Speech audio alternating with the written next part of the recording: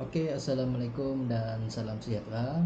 Hari ini saya nak review sedikit bagi satu dashcam, iaitu 70 mai yang dibeli saya dari Shopee lah. Dan untuk makluman, saya telah menggunakan dashcam ni hampir 5 bulan saya menggunakan, dan saya membeli package yang ada kamera belakang yang ni, dan model kamera ni adalah 500 plus A500 S Plus. Jadi saya membeli satu kotak bersama dengan kamera belakang sekali lah. Di sini telah hampir 5 bulan saya menggunakan kamera ni. Saya nak review sikit lah berkenaan dengan apa kelebihan, apa kekurangan yang saya jumpa sepanjang menggunakan kamera ni lah.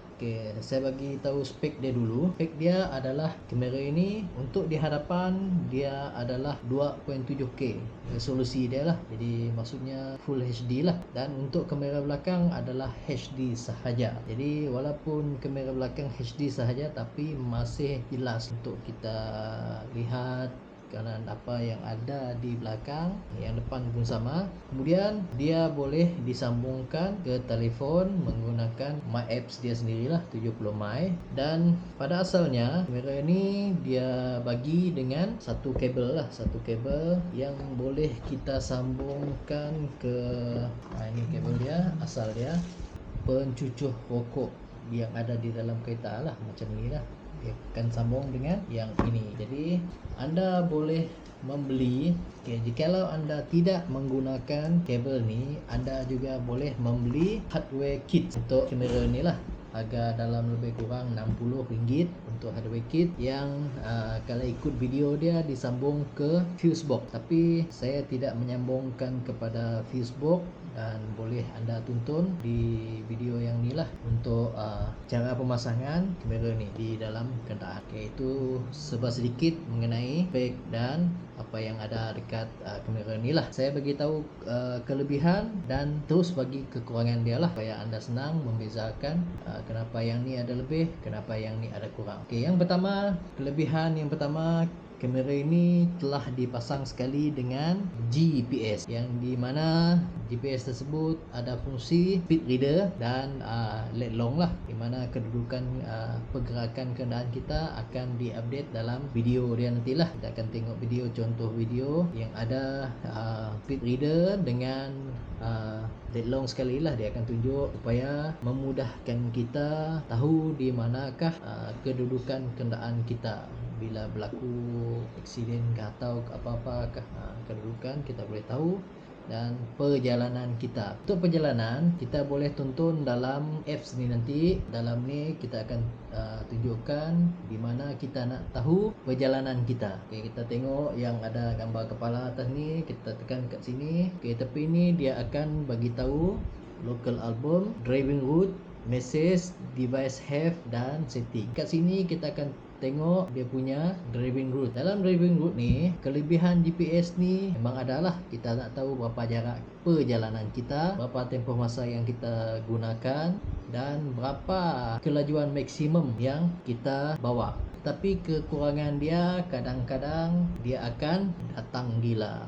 Contohnya saya tunjuk saya tunjuk dekat anda dekat sini ada dua yang sangat janggal lah, di mana pertama adalah 24,892.9 km yang mengambil masa hanya setengah jam.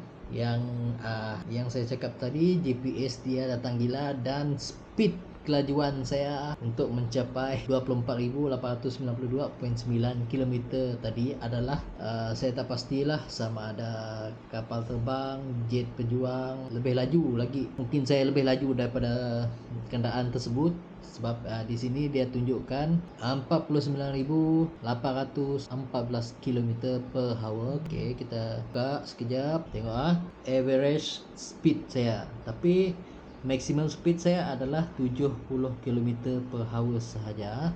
Kita tengok jarak dia. Video ni, setiap video ni dia akan mengambil masa 15 saat sahaja. Sejauh mana pun anda memandu, dia akan beri anda 15 saat pemanduan tersebut lah. Kita tengok. Perjalanan dia hanya dari Permai Jaya ke Sibu.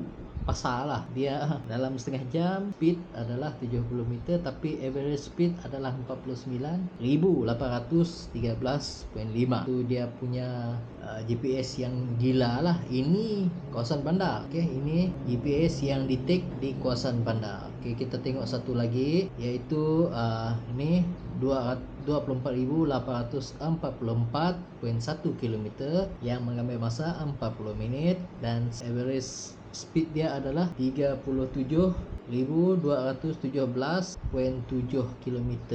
Kita tengok speed dia, dan kalau kita tengok jarak dia pun masih jaga dalam kawasan Sibu. Tengok di mana dia datang gila. Okey, sekarang masih okey. Perjalanan dia tu dia. Lepas 10 km dia terus menjadi 12,000. Ini untuk driving route lah. Okay, untuk local album, apa yang kita download dalam ni pindah ke sini, dia akan simpan ke dalam local album. Macam contoh ni saya dah simpan, termasuk saya save dengan ni tadilah, iaitu mengenai apps yang ada di dalam telefon lah. Okay, device ni kita perlu hidupkan yang ni untuk connect ke telefon lah. Jadi saya tak hidupkan ni. Okay, itu mengenai GPS. Okay, dia ada long speed reader, nanti kita tengok dalam video nanti. Okay, itu kelebihan yang pertama. Okay, kelebihan yang kedua ni dia ada parking surveillance.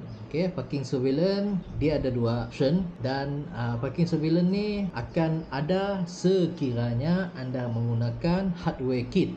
Bukan yang kabel dalam ni lah, bukan kita pasang ni, dia kena pakai hardware kit untuk menghidupkan parking surveillance ni lah. Parking surveillance dia ada dua sebenarnya, kita boleh pilih mana satu semasa kita parking kenderaan. Okay, pilihan pertama adalah dia ada function untuk time lapse. Okay, time lapse ni apabila kita tutup saja kenderaan kita, kita lock kenderaan kita, dia akan automatic akan record video dengan time lapse. Itu dia punya kelebihan lah, terus record. Okay, tetapi kekurangan dia hanya rekod untuk kamera hadapan sahaja. Untuk kamera belakang dia tak akan rekod. Yang belakang dia tak akan hidup. Itu dia punya kekurangan dia lah untuk time lapse. Yang kedua, option yang kedua dia adalah rekod biasa, tetapi dia akan rekod setelah 5 minit kita lock ataupun kita kunci kenderaan kita, baru dia aktif. Tapi dia tidak seperti timelapse tadi. Timelapse tadi dia terus rekod. Okay, untuk yang biasa ni dia tak akan rekod, tetapi dia dalam mood standby. Bilakah dia akan rekod? Dia akan rekod apabila bunyi hentakan. Okay, ada bunyi-bunyian di kenderaan kita. Ada macam bunyi ketukan yang kuat.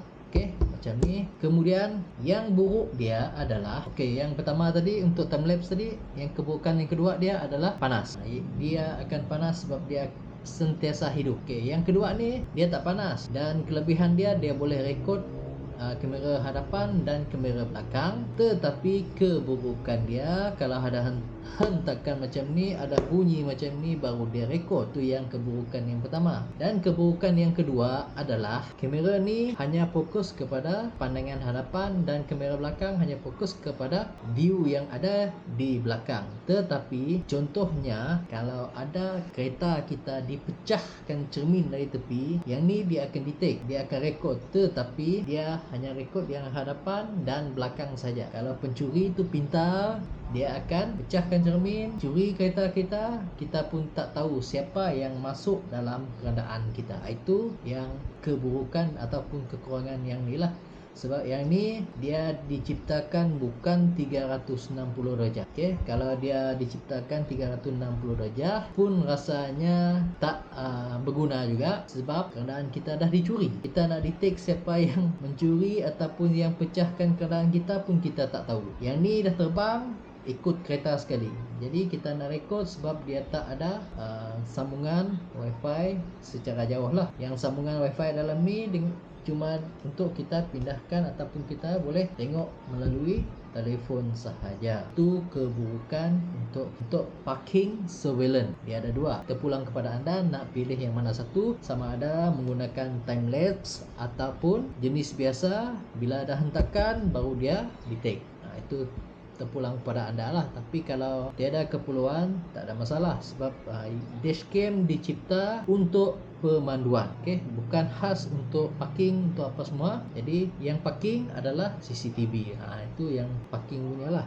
Jadi itu boleh support. Yang ini bagi saya hanya untuk pemanduan sahaja. Itu kelebihan dan kekurangan yang kita dapat. Seterusnya, kamera ni dia ada ADAS. ADAS lah orang cakap, ADAS, di mana dalam ADAS ni saya dapati ada dua lah function yang aktif, iaitu dia boleh detect kenderaan di hadapan. Dia akan detect kenderaan di hadapan melalui kamera ni. Yang belakang tu tiada lah. Apabila ada kenderaan di hadapan kita, sama ada parking ataupun berjalan ataupun bergerak, dia akan bagi tahu kita bahawa ada kenderaan di hadapan. Contoh, masa kita memandu, ada kereta di hadapan kita, dia akan beritahu bahawa ada kenderaan di hadapan kita. Kena jaga jarak lah. Sebab apa? Keburukan dia, kalau kita tak jaga jarak, tapi apabila dia datang gila, ini macam GPS tadi lah. Walaupun kita jaga jarak yang sesuai, yang kita boleh kontrol, yang kita boleh break, dia akan warning setiap saat berbunyi. Kenderaan di hadapan, kenderaan di hadapan, kenderaan di hadapan.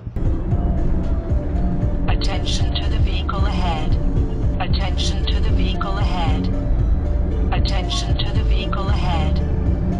Attention to the vehicle ahead. Attention to the vehicle ahead. Ini bising, dia akan bising. Bising, sentiasa bising. Kecuali dah jauh sangat, baru dia senyap.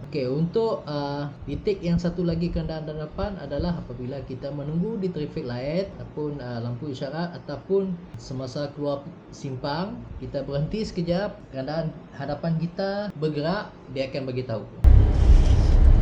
Vehicle ahead motion detected. Kenderaan di hadapan bergerak, dia cakap. Jadi taklah kita lalai dalam kenderaan. Ada kenderaan di hadapan, dia akan beritahu. Taklah kita kena horn orang belakang. Itu untuk kenderaan. Tetapi keburukan dia adalah dia tidak dapat detect dua. Yang pertama, kenderaan yang pertama adalah motosikal.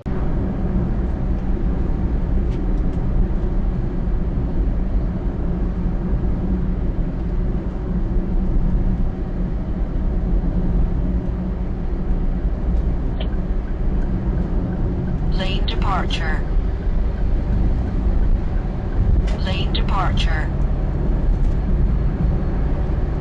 Dia tak akan detect. Yang ni tak akan bunyi langsung pun, seolah-olah tiada kenderaan di hadapan kita. Dan satu lagi dia tak dapat detect adalah kenderaan yang besar, seperti bas, seperti trailer. Trailer dia jarang dia detect.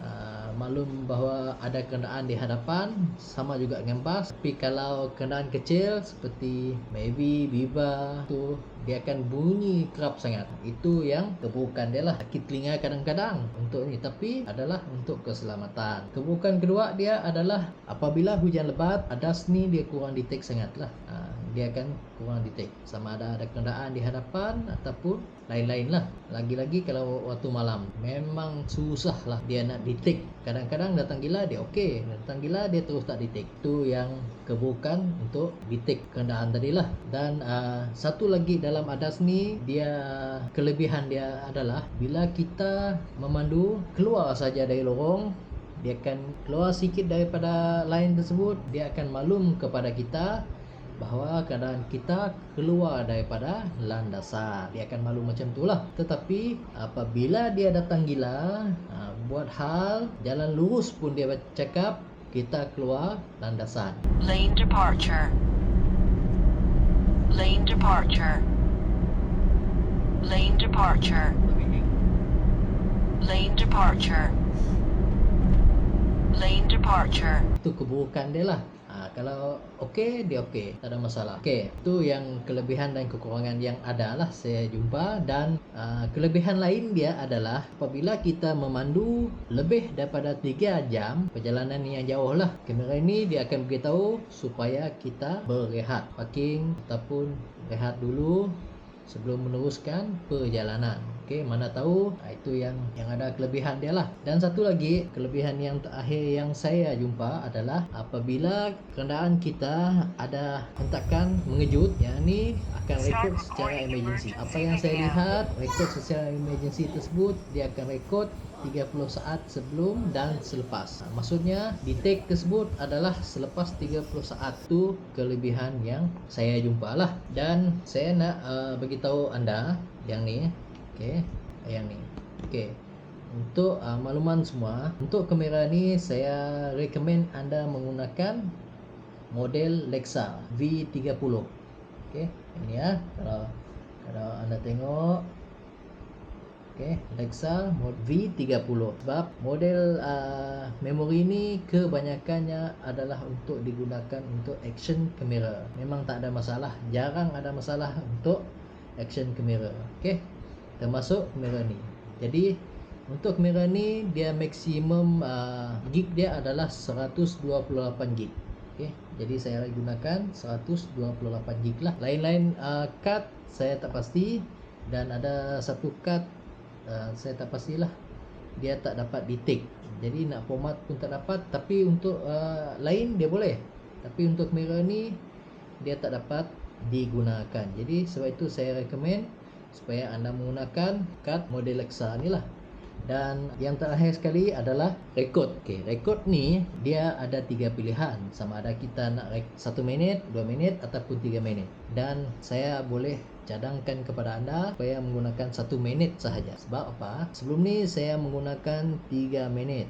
Tetapi masalah dia, apabila saya nak download ke dalam telefon, 3 minit mengambil masa yang sangat panjang. Kita nak download ke dalam telefon, dia memang ambil masa yang lama.